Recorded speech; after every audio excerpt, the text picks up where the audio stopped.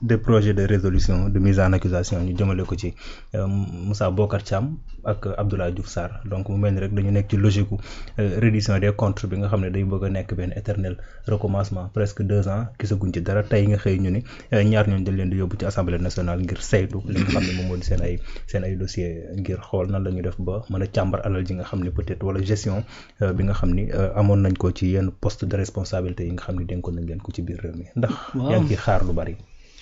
Ah bon man xam nga comme tous les Sénégalais am na ci waaw c'est très dommage nag c'est absolument dommage parce que en vérité d'ailleurs pour en revenir à Bachir Kébé loolu la doon wax keroog mu ne su fekkee ni gars yi dañ jàpp ne buñ dee def justice duñu liggéey c'est comme si def justice ni mu doxee loolu du bilan te pourtant loolu bilan mënu ko féete kaw parce que en vérité quand la justice marche comme il se doit ça day impacter tous les autres secteurs.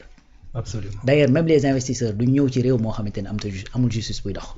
réew moo xamante ne da lay leer bu ñu la fa naxee jël sa xaalis kenn doo ci mën a jotati parce que amoo justice buy dox. loolu benn investisseur du fa dem kon justice buy dox déjà c'est une base. bu lay mën a permettre après yi ci des yëpp nga mën ko loolu d'ailleurs pourquoi ñu def ay code des investissements code des impôts code des nangam code des douanes code on n'en plus finir. lu tax ñu koy def c'est pour organiser benn secteur et cetera. mais bu ñu defee code yi ba pare ku ko transgressé nu ñu def ci yoon. ci yoon lañ lay teg donc daanaka lépp. fa lay mujjee moo tax sax d'ailleurs ñuy wax fa mbaxane doonee benn. tu vois. donc loolu su fekkee ni yow da nga koo négliger à un tel point que dañu dem ba muy am ay éléments de langage qui disent que buñ toppee justice bi duñ liggéey c'est-à-dire loolu erreur gënu koo màgg. C'est-à-dire la justice c'est tellement important de telle sorte que je vais rappeler les mots du président. Sous mon magistère, l'ordre politique ne supplantera jamais l'ordre légal. L'ordre légal, oui. Loolu c'est parce que effectivement importance bi justice am moo tax ñuy wax loolu. Président bi mu toogee fa dafa ne je me rappelle je me souviens des nu mu koy waxee il me revient le douloureux souvenir des martyrs de la démocratie. Est-ce que douleur bi seddul. waaw xam naa Tylenol bee def effet. parce que douleur moom bu la sonalee xëy na di nga ci wut. xam naa Tylenol parce que yow keroog bi la kii bi sonalee. wut nga ci saafara Tylenol bi moo def effet waaw ça aussi c'est vrai donc c'est-à-dire loolu. mënta ñàkk ci réew reddition des comptes di am. gis nga reddition des comptes. maanaam. ni ko Ousmane Noreyni maa ngi koy nuyu au passage ni mu koy waxee c'est le rançon de la responsabilité. rançon de la responsabilité bu ñu la dénkee une responsabilité. c'est-à-dire boo demee ba responsabilité boobu ñu teg ko ci say loxo c'est-à-dire c'est un devoir. nga ñëw rendre compte ci liñ la joxoon foo ko fekk ak foo ko yóbbu. absolument boo ko yóbbee si des horizons yu gën ñu féliciter la wane la en exemple. wan la ñëpp ne kii mooy exemple bu baax bi nga xamante ne war nañ koo topp ndax ku bëgg réewam la ndax bañ ko joxee mbiru sàngam jëlee na ko à un point A yóbbu ko à un point A+1. soo ko dañ la ko joxee à un point A nga yóbbu ko à un point A-1 ñu génne la wane la un exemple ne kii mooy bu bon bi jarta topp. parce que bëggul réew mi dañ ko jox alal mu def ko ci poosam lijjantee ko ay yëfi boppam et cetera et cetera et cetera boole ci c'est-à-dire teg ci ay daan yu exemplaires yoo xamante ne ëllëg ku bëgg a def lu mel noonu dana ne diw kat ba mu ko defee. parce que la justice dafay dissuader dafa bokk ci li muy dox. mooy dissuader mooy fexe ba nga xamante ne bu nit na bëggee def dara xelam tiit ci ne bu ma ko defee kat am na loo xamante ne day rëq sama digg. souvent damay wax naan gis nga tant que dans ce pays demuñu ba bu nit tiimee deniers publics fitam bi di tëf ngir bañ koo laal. c'est-à-dire li ñu war a def ci reddition des comptes yeggaguñ ci. absolument loolu nag effectivement dañ cee war a dox. mënoo nekk yor régime pendant 12 ans. li fi xew yëpp xew fi. te doo am responsable. comment tu peux comprendre loolu. voilà un régime. boo am ay responsables. ñu dénk leen ñuy doxal. moo am ay crise politique yu fi am ñu dee ñu bari am ñu blessé. am ñoo xamante ne dañu am ay séquelles à vie. c'est-à-dire jusqu'à présent il y a pas de responsable ñu ne reddition des comptes ñu ne par exemple dañu en 2012 dañoo créé benn loi boo xam ne li muy dox mooy bonne gouvernance ak transparence à chaque fois nga pare benn mandat da ngay def inventaire nga xool finance publique yi fan la toll. nga ñëw 2019 Sénégal def ko. nga ñëw 2024 ñu changé régime ne léegi nañu xool de 2019 à 2024 ci biir loolu ñu gis des faits yoo xamante ne même ça remonte yi ay 2013 yi ay 2014 on parle du fameux compte cap gouvernement ñun le 1341 milliards moo ci jaar et cetera et c'est un compte qu'on a créé en 2012. donc c'est une longue histoire. une longue histoire. waaye loolu yëpp fu mu toll nii amagul responsable coow li ñoo moo fi nekk nii rek de.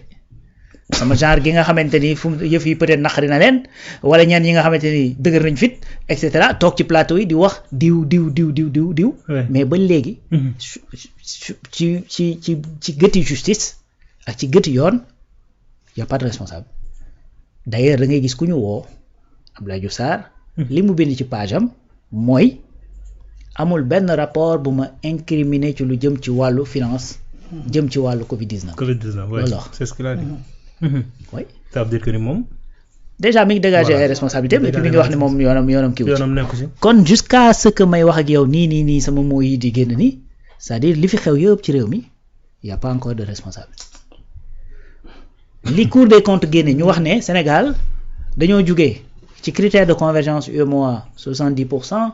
ñi ngi 99,67% et puis finalement 132% bu fekkee dañ ci dugal la dette bi nga xamante ne mooy parapublic. ouais. ñu ne de 2019 à 2024 la ñu ne période bii ci telle direction ak ci tel ministère ak ci tel endroit am na ay problèmes yu ni mel et cetera mais y a des gens qui disent que de toute façon man sama tur tudduñu ko rapport bi tuddul sama tur. ah ouais wax nañ dëgg. tu vois bu fekkee waaw voilà ils ont raison. par contre. ouais. rapport yi dañoo tudd ay faits. tudd ay dates tudd ay lieux xanaa faits yooyu am nañu ko def. ouais. parce que fait du def boppam. déedéet. waa kay léegi lieu boobu. ak date boobu duñu xool ko fa nekkoon. waa kooku duñu jéem a xool lan moo ci responsabilité ci biir mais ba nii oui. kenn tuddul ba nii y a pas encore de responsable. léegi yow loolu su fekkee dafa am nag. après nga gis ne as néew sax ñañ ci doon wax. te démb ak bërki dem nag ñu doon clamer seen innocence ça il faut le dire.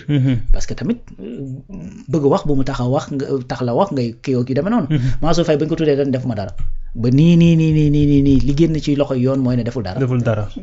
looloo génnagum. moo def nag deful ak et cetera loolu c'est d'autres considérations parce que mën ngaa xam ni nit a def te mënoo ko prouver. loolu mën naa ne. absolument tu vois mais la mu daan wax mooy defuma dara gars yi daal moo ko kii nangam kërëb et cetera. donc lii mooy li nga xamante ni moo ci am. Premier ministre xam nga loolu moo ci gën a kii. mooy su fekkoon sax dañ koy wax nii rek ñun ñu ne peut-être dañuy wax parce que effectivement on essaie d'analyser et cetera. mais ki nga xamante ne moo nekk au cœur de la chose gën ñu informer gën a xam ne état bi di doxee moo toog ne naka la ñuy tuddee ay milliards ñuy topp ci ay nit ay 50 millions. kon ça veut dire que ni yëf yi war a doxee. doxewul noonu tout à fait. loolu nag mooy indi. impression bii nga xamante ni moom la Yatma am. parce que encore une fois tout est question de perspective et nu ma koy tuddee d'impression. tout est question de perspective. tey justice bu dee dox chaque jour dina am ñuy ñaxtu. chaque jour pourtant day am réew yoo xamante ne naan réew mi de justice am na fa te pourtant moment bi ñu naan justice am na. c'est-à-dire am na ñoo xamante ni dañuy ŋàññu justice boobu parce que justice teg na ci seen kaw loo xamante ne xëy na teguwul. boo demee aux États-Unis dañ naan. démocratie bu mag la. foofu yoon dafa am. pourtant da ngay jékki-jékki ñu génneel la ne la kii de def na 40 ans ci prison dañ ko mujjee bàyyi parce que finalement gis nañ deful dara. kooku justice boobu xam nga tooñ na ko. lu tax léegi réew boobu di def loolu ñu naan réew mi am na justice. c'est parce que c'est la perception bi muy joxe. ci justice. bu fekkee da ngaa dugg ci yoo xamante ni lu jëm ci wàllu deniers publics la yu ne moom lu ñëpp bokk. c'est-à-dire dootoo ko defati. France dañoo condamné un président Barki Demba Ndiaye ndax dafa amoon intention wu utiliser ay fonds yu jógee étranger pour sa campagne. intention waxuñu ne daa utiliser de. dañ ne da koo doon nar a utiliser. da koo bëggoon.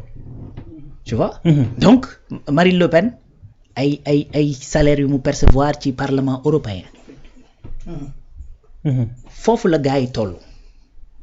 mais ñun jusqu'à présent fi ñu ne mooy.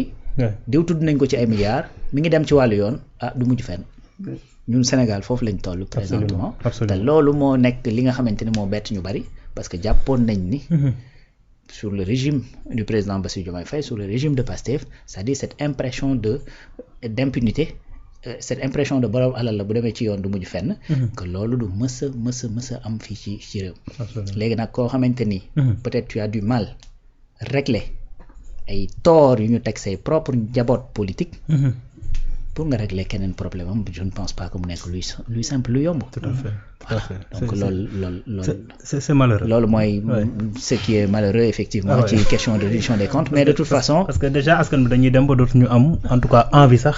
c'est ça di poursuivre benn. voilà lépp lu jëm ci wàllu justice. parce que dañuy jàpp ne bu ñu demee ci cëppaandaw yi aussi. loolu la du am mujjantal. waaye c'est ça gis nga tey par exemple. les acteurs de la justice war nañ ci mën a taxaw pour mën a baare. en tout cas route boobu nga xam ni moom moo dox ci diggante bi parce que tamit askan bi dañu war a am kóolute ci seen justice. oui donc ça va leur permettre en tout cas à chaque fois ñu mën a yaakaar que ni kat li nga xam ne moo leen métti dinañ leen ko mën a fajal. oui waaw loolu moom c'est important. c'est-à-dire la responsabilité est partagée. la responsabilité est partagée parce que des fois ñu ne oui président wala le ministre wala et cetera. mais il y a d'autres cas yoo xamante ne ñoom duñ ko yëg. xam nga tey ñi ñuy wax ni c'est parce que dañoo yoroon ay ndombay tànk fii ci réew mi. mais chaque jour nga gis koo xamante ne anonyme la. kenn xam ko. mën naa am ay moyens sax te kenn du ko xam wala amul des moyens wala nanga mais dem ci wàllu yoon daje fa koo xamante ni peut-être ay dooleem demewul noonu mais dem fa ñibbi tranquille kon loolu da ngay xam ni. xëy na la responsabilité bu fekkee président da ko fay am c'est une responsabilité morale puisque moom moo nekk ci kaw au-dessus de tout le monde et que li fi nekk ci ay jafe-jafe moom la ñuy imputer la responsabilité pour mu mën koo régler. Absolument. donc ci exemple bi ma joxe li nga ciy jàngee mooy. c'est-à-dire y a des pratiques yu nga xamante ni. tey président wala premier ministre wala le ministre de la justice wala dara mën nañ cee bañ a yëg absolument rien. et que benn affaire qu'il faut faire remarquer. mooy que ni lii di gouvernement nga xamante ni ñoom la ñuy dénk le pouvoir politique ñu war a doxal réew mi. définir politique de la nation et cetera yu demee noonu mais ce pouvoir politique dafa am des limites. quand il s'agit de la justice. parce que kenn ki nga xamante ne mooy nekk au cœur de la justice te yor pouvoir politique c'est le président moom dong lañ may loolu. mu nekk conseil supérieur de la magistrature. te même bu fa nekkee am na au nom de l'indépendance de la justice am na lu bari loo xamante ni du ko def. mënu ko bu dee premier ministre di le ministre de la justice ci procureur la ñu am. un juge d'instruction premier ministre mënul ci moom absolument rien du tout. président li mu mën ci moom mooy def chamboulement jëlee ko foofu yóbbu feneen. loolu kese la mën ci moom. tu vois donc lii mooy li nga xamante ni des fois. dafay am des problèmes yu nga xamante ni c'est au sein même de la justice am ci seen biir ñoo xamante ni comme dans tous les corps am ñu jub am ñu mooy jub am ñoo xamante ni dañoo dëng nii. garabu yoo waaw jërëjëf laaj ra donc am na solo dañuy dem dañuy des ba tey ci wàllum justice wax ci li nga xam ni mooy ndogal bi nga xam ni maître Bamba Cissé jël na ko ba mu demee keroog ca assemblée nationale donc doon jano ak député yi en tout cas wax na ci ay points yu bari mën nañu wax nag ni sortem sax li ko gën a motiver mooy li nga xam ni moom moo fi xew keroog